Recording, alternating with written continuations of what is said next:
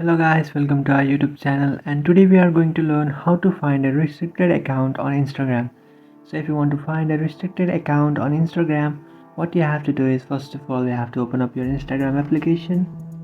And after opening your Instagram application, now you have to tap on the profile icon, which is on the bottom right, and then tap on the three bar icon, which is on the top right corner. And after tapping on the three bar icon, now you have to tap on settings and privacy.